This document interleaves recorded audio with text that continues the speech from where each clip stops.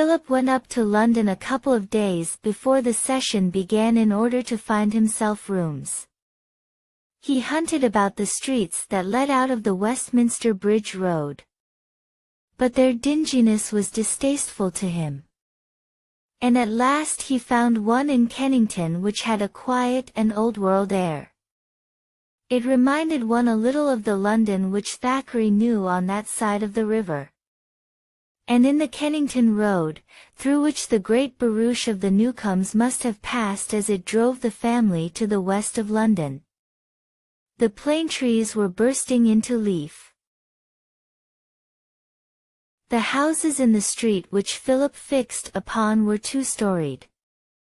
And in most of the windows was a notice to state that lodgings were to let. He knocked at one which announced that the lodgings were unfurnished, and was shown by an austere, silent woman 4 very small rooms, in one of which there was a kitchen range and a sink. The rent was 9 shillings a week. Philip did not want so many rooms, but the rent was low and he wished to settle down at once. He asked the landlady if she could keep the place clean for him, and cook his breakfast. But she replied that she had enough work to do without that.